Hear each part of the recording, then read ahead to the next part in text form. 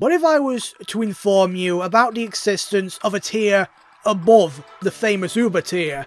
You'd say, of course there is, you silly Billy. It's called Anything Goes, a tier where all are valid despite their differences, and crimes committed. And to that I'd say, never call me a silly Billy again, but also, yeah, that is correct. However, what if I were to tell you there is a tier above Anything Goes? A tier which houses a monster so broken it's banned from the tier where Pokemon banned from the ban list call home.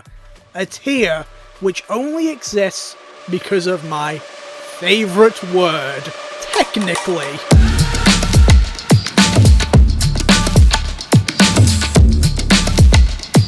Competitive Pokemon is divided into several well-known and much beloved tiers. And are you? The hippest newest garbage holder on the block. The I had a small niche in Gen 4 UU. The one with the outdated name, Middle Child Syndrome. You used to rule the world.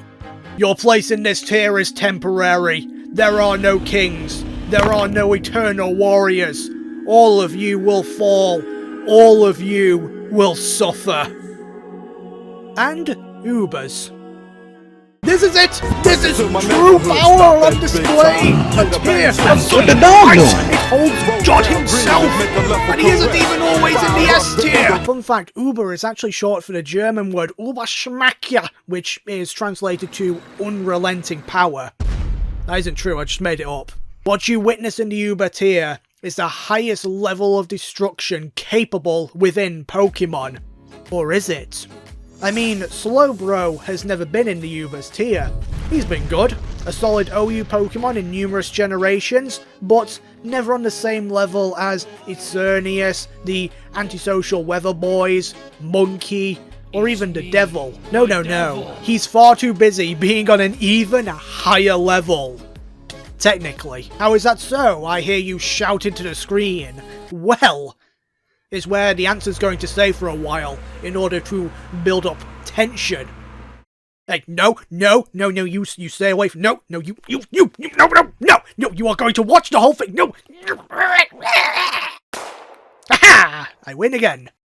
Anyway, to understand where I'm coming from, we need to go into more depth with the two recognised highest tiers. In the beginning, there was Red, Blue and Yellow, a lawless set of games which were held together with thoughts and prayers. Crit percentages were based on speed, getting frozen was the same as being iced, Hyper Beam didn't recharge if it picked up a KO, and Mewtwo is unquestionably the most powerful Pokemon. The result of such a threat led to the creation of the Uber's tier, the ban list. It was here Mewtwo and Mew were sent to live. And from then on, the Uber's tier acted as the final destination for any Pokemon deemed absurdly powerful, so box art legendaries and the such. This went on fine until the tail end of Gen 4, when players could finally access Arceus in competitive play. And what happens when you bring God into the picture?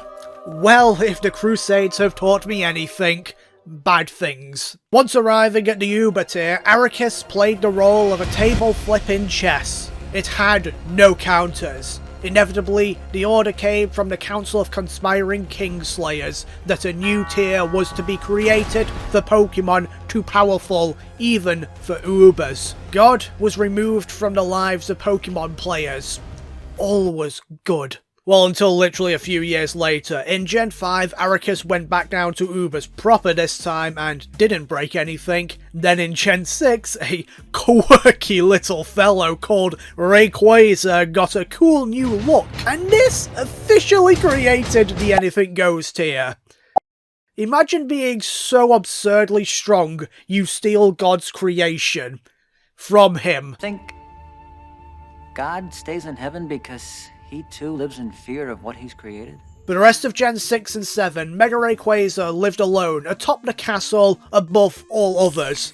Unfortunately though, even these stats are not as powerful as Game Freak's bad decisions. Upon the introduction of Gen 9, Mega Rayquaza was Vano-snapped out of existence and replaced with this stupid piece of shit, Sith wannabe dog of shit. I hate this thing. I know, let's get the dog with amazing stats and ability, and amazing typing as well. We're so smart. Hey, what about that guy that we completely screw over? No, too powerful. Don't do anything to him. Oh, and all the literal big boys created through Gigantamax and Dynamax were dropped off here as well. Finally bringing our short history lesson to an end. I mean, it only took us until however long in the video we are, so surely, like, that was worth it. I know we haven't talked about Slowbro in a bit, despite him being in the title, but hey, Slowbro, slow progression, you get it? Okay, jokes aside, time to get serious. Excellent. Because now, we're on to the topic of Pokemon clauses, which are simply rules enforced into the game to make it not a complete and utter nightmare. All the following clauses, in effect, stop at the Uber tier, while in Anything Goes, hey, it's anything goes, baby. First up is the Moody clause. No Pokemon can have the ability Moody, and if you're wondering why, well, this turned this into a viable Uber Pokemon.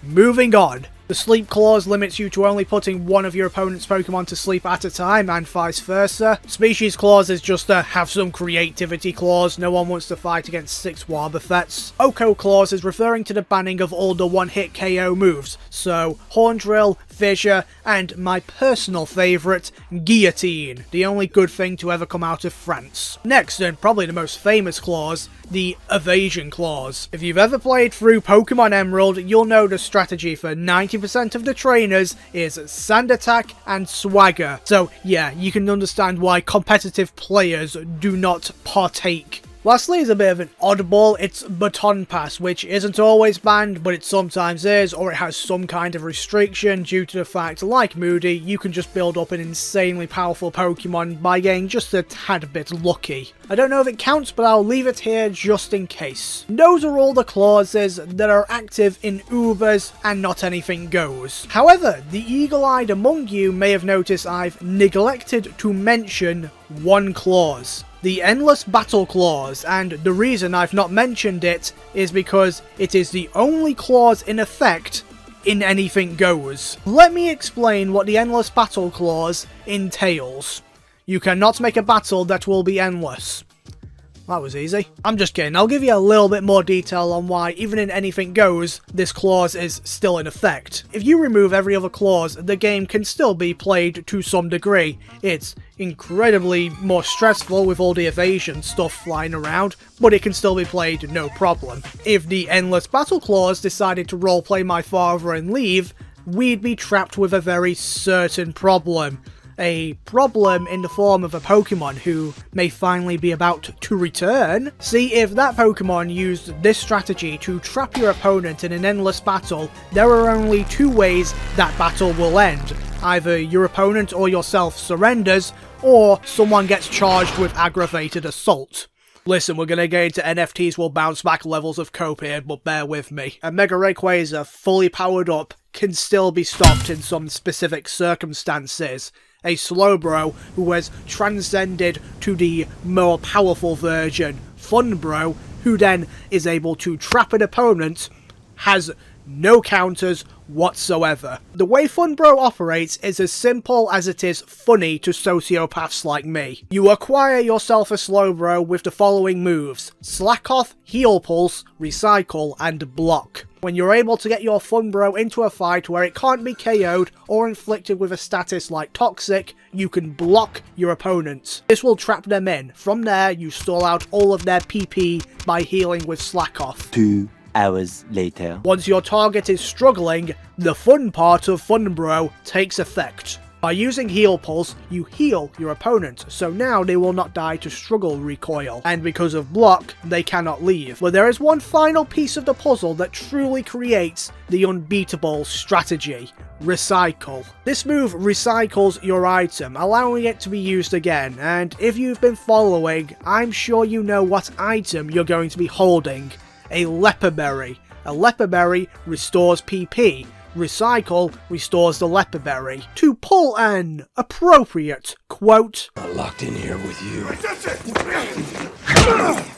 You're locked in here with me. I'm not going to pretend this isn't incredibly stupid, but I mean, that's pretty funny. And again, Funbro, the variation of Slowbro, is not allowed in Anything Goes. It is absolutely, fully banned from the ban list of the banned list. That is a god amongst gods right there. He's the only one that can 100% force an opponent to surrender. He's so broken, he can affect the real world. No other Pokemon can do that in battle, except for the other ones, like, you know, Mew and Blissey. But I mean, like, what's a funnier title? Why Slowbro is technically the most powerful Pokemon, or why Mew is technically the most powerful Pokemon?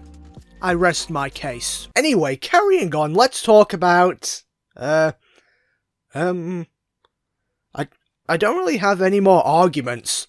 My entire defense is, Anything Goes is the highest Pokemon tier. A named version of Slowbro is banned from that tier. Could it be beaten by 90% of the Ubers? Yes. But does that matter? In this video, no it does not. Because of two reasons. My definition and technicalities. Copenhagen. Green screen explosion.mp4. So, thank you for coming to my TED Talk. We talked a lot about Anything Goes, Ubers, tiers in general, and I think we all had a lot of fun. Make sure you subscribe for more massively over-edited videos, and if you're interested, become a channel member or a Patreon member. I don't know which is, like, preferred, so I just thought I'd do both of them, and you can choose which clan you belong to. Either way, though, if you do sign up, you can be one of these pretty cool people right here with their names appearing on the screen. And I just want to say, thank you very much. Anyway, thank you for watching. Bye-bye. Hey, right, I think most people are gone now. We're just gonna do some light trolling. Everyone that made it to the end, you're all in on this joke now. Look, I know it's pronounced Arceus, not Arceus, or however I said it, and you know it too. You also know there's gonna be comments about it.